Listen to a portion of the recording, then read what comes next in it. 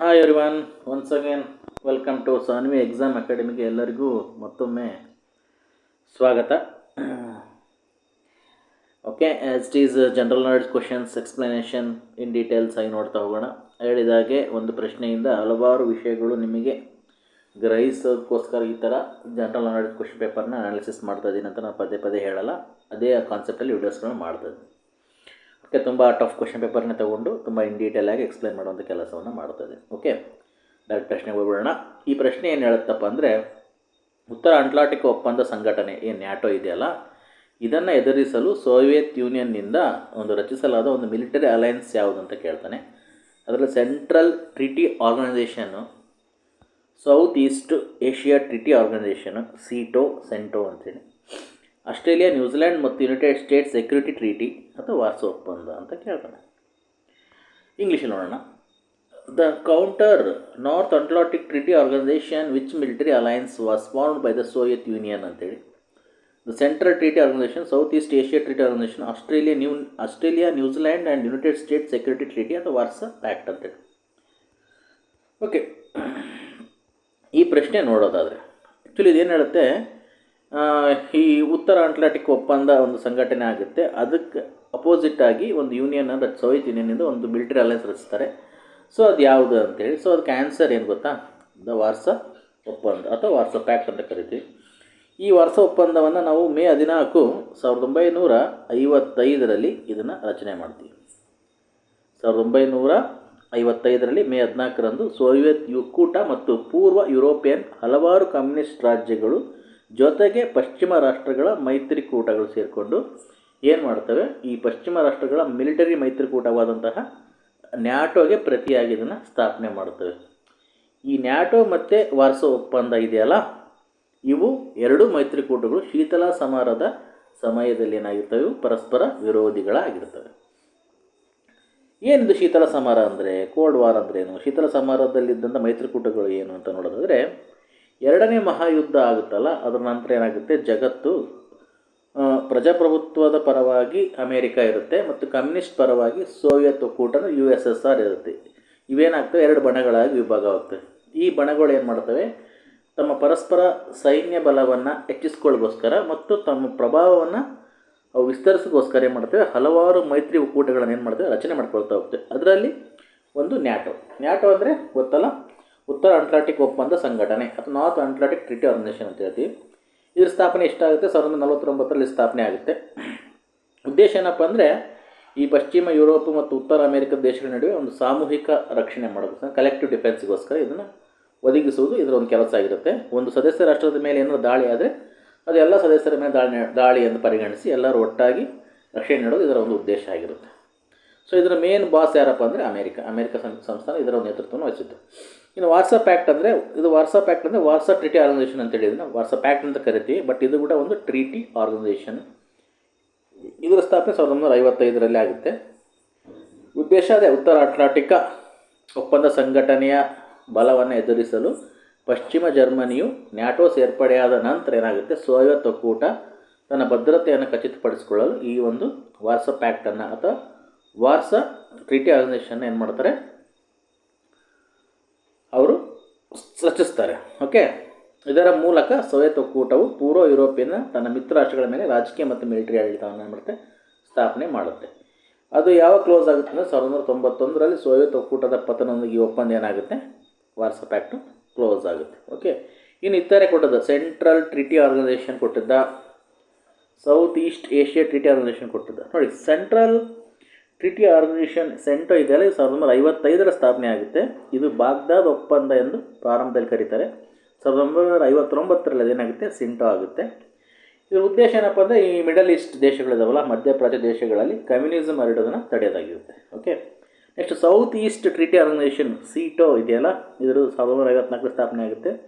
ಇದು south east ಏಷ್ಯಾಗಳಿದಾವಲ್ಲ, south East Asia ದೇಶಗಳಿದಾವಲ್ಲ, ಆ ಆಗ್ನೇಯ ಏಷ್ಯಾದ ಪ್ರದೇಶದಲ್ಲಿ ಕಮ್ಯುನಿಸ್ಟ್ ಹರಡುವಿಕೆ ಅಂತ ಹೇಳಿ ಇದು ಸಾಮೂಹಿಕವಾಗಿ ರಕ್ಷಣೆಯನ್ನು ಒದಗಿಸುತ್ತೆ. ಇನ್ನು ಆಸ್ಟ್ರೇಲಿಯಾ, ನ್ಯೂಜಿಲ್ಯಾಂಡ್ ಮತ್ತು ಯುನೈಟೆಡ್ ಸೆಕ್ಯೂರಿಟಿ ಟ್ರೀಟಿ ಆರ್ಗನೈಸೇಷನ್ ಇದೆಯಲ್ಲ, ANZUS, ಇದು 1951ರ ಸ್ಥಾಪನೆ ಆಗುತ್ತೆ. ಉದ್ದೇಶ ಏನಪ್ಪ ಅಂದರೆ, ಈ ಪೆಸಿಫಿಕ್ ಮಹಾಸಾಗರದ ಪ್ರದೇಶದಲ್ಲಿ ಆಸ್ಟ್ರೇಲಿಯಾ ಮತ್ತು ನ್ಯೂಜಿಲ್ಯಾಂಡ್ನ ಭದ್ರತೆಯನ್ನು ಖಚಿತಪಡಿಸ್ಕೊಳ್ಳೋದು ಇದರ ಪ್ರಮುಖವಾದ ಉದ್ದೇಶವಾಗುತ್ತೆ. ಒಟ್ಟಿನಲ್ಲಿ ಎಲ್ಲ ಮೈತ್ರಿಕೂಟಗಳು ಯಾಕೆ ಮಾಡ್ಕೊಂತಂದರೆ ಶೀತಲ ಸಮರದ ಸಮಯದಲ್ಲಿ ಜಾಗತಿಕ ರಾಜಕಾರಣವನ್ನು ಪ್ರಬಲಗೊಳಿಸೋಸ್ಕರ ಅಂದರೆ ಈ ಎರಡು ಪ್ರಬಲ ಬಣಗಳಾಗಿ ಅವರು ವಿಭಜಿಸಿ ಏನು ಮಾಡ್ತಾರೆ, ಪರಸ್ಪರ ಸ್ಪರ್ಧೆ ಮತ್ತು ಶಸ್ತ್ರಾಸ್ತ್ರ ಒಟ್ಟಿಗೆ ಏನಾಗ್ತವೆ, ಎಲ್ಲ ಬಣಗಳು ಏನಾಗ್ತವೆ, ಕಾರಣ ಆಗ್ತವೆ. ಓಕೆ, ಇದಿಷ್ಟು ಈ ಪ್ರಶ್ನೆ ಬಗ್ಗೆ in details. NATO, CENTO, SEATO, ANZUS, Warsaw act, okay ಏನಂತಲ್ಲಿ ಹೇಳಿದ್ರೆ ಇನ್ ಡೀಟೇಲ್ ಆಗಿ ಕೇಳ್ತಾ ಹೋದೆ. ಖಂಡಿತ ಕ್ಲಾಸ್ ಕೇಳುವಾಗ ನೋಟ್ಸ್ ಮಾಡ್ಕೊಳ್ಳೋದು ಮರಿಬೇಡಿ. Okay, the answer is the Warsaw act, NATO opposite. Okay, ಅಥವಾ ನ್ಯಾಟೋನ ಏನು ಮಾಡಲು ಎದುರಿಸಲು. Okay, the counter to counter. Okay, next question ನೋಡೋಣ. ಓಕೆ, ವಿಶ್ವಸಂಸ್ಥೆಯ ಮೊದಲ ವಿಶೇಷ ಏಜೆನ್ಸಿ ಯಾವುದು? ವಿಶ್ವಸಂಸ್ಥೆಯ ಶೈಕ್ಷಣಿಕ, ವೈಜ್ಞಾನಿಕ ಮತ್ತು ಸಾಂಸ್ಕೃತಿಕ ಸಂಘಟನೆಯ, ಅಂತಾರಾಷ್ಟ್ರೀಯ ಕಾರ್ಮಿಕ ಸಂಘಟನೆಯ, ವಿಶ್ವ ಆರೋಗ್ಯ ಸಂಘಟನೆಯ, ಆಹಾರ ಮತ್ತು ಕೃಷಿ ಸಂಘಟನೆಯ ಅಂತ ಕೇಳಿದ್ದಾನೆ. ಒಂದು ಮೊದಲ ಏಜೆನ್ಸಿ ಬಗ್ಗೆ ಕೇಳಿದ. First specialised agency of the United Nations was the United Nations educational, scientific and cultural organisation, international labour organisation, world health organisation, food and agriculture organisation ಅಂತ ಕೇಳಿದ. ಸೊ ಆನ್ಸರ್ ಏನಾಗುತ್ತಪ್ಪ ಅಂದರೆ ಇದಕ್ಕೆ ಆನ್ಸರು ಅಂತಾರಾಷ್ಟ್ರೀಯ ಕಾರ್ಮಿಕ ಸಂಸ್ಥೆ ಅಥವಾ ಇಂಟರ್ನ್ಯಾಷನಲ್ ಲೇಬರ್ ಆರ್ಗನೈಸೇಷನ್. ವಿಶ್ವಸಂಸ್ಥೆಯ ಮೊದಲ ವಿಶೇಷ ಏಜೆನ್ಸಿ ಯಾವುದು?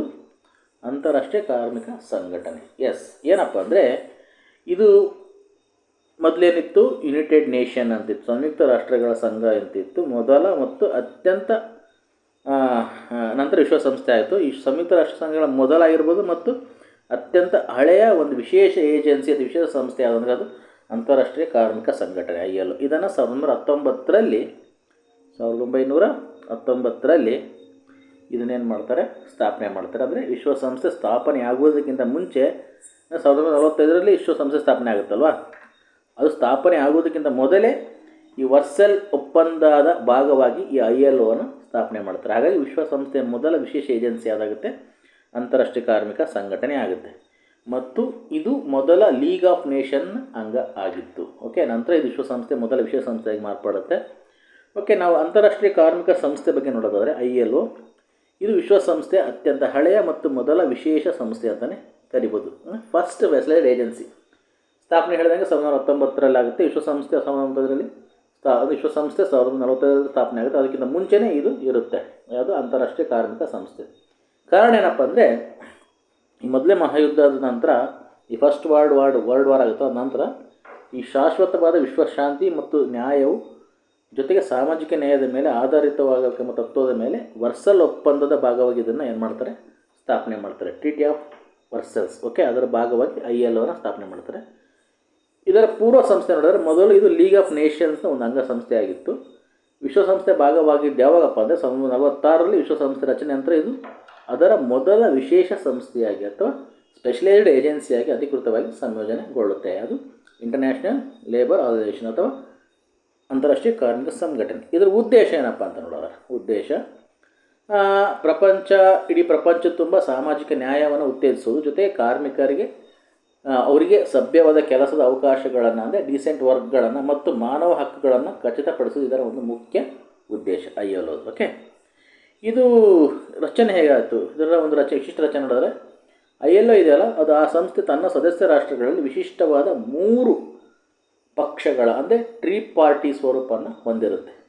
ಇದರ ನೀತಿಗಳು ಮತ್ತು ಕಾರ್ಯಕ್ರಮಗಳು ರೂಪಿಸುವಲ್ಲಿ ಈ ಸಮಾನ ಹಕ್ಕುಗಳನ್ನು ಹೊಂದಿರುತ್ತೆ. ಇದು ಅಂದರೆ ಸರ್ಕಾರಗಳಿರ್ಬೋದು, ಉದ್ಯೋಗದಾತರಿರ್ಬೋದು, ಕಾರ್ಮಿಕರಿರ್ಬೋದು, ಇವರೆಲ್ಲರೂ ಸಮಾನ ಹಕ್ಕುಗಳನ್ನು ಹೊಂದಿರ್ತಾರೆ.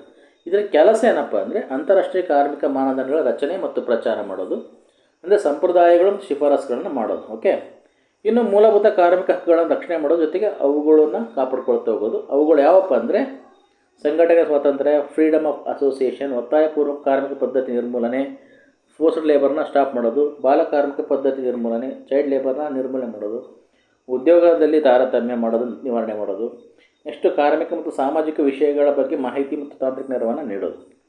ಇದರ ಮೇನ್ ಹೆಡ್ ಆಫೀಸ್ ಎಲ್ಲಿದೆ ಅಂದರೆ ಸ್ವಿಟ್ಜರ್ಲೆಂಡ್ನ ಜಿನಿವಾದಲ್ಲಿದೆ. ಸಾಕಷ್ಟು ಬಾರಿ ಎಕ್ಸಾಮಲ್ಲಿ ಕೇಳಿದೆ. ಸೊ 1969ರಲ್ಲಿ ಈ ILOಗೆ ಏನು ಬರುತ್ತೆ, ನೊಬೆಲ್ ಪ್ರೈಸ್ ಬರುತ್ತೆ.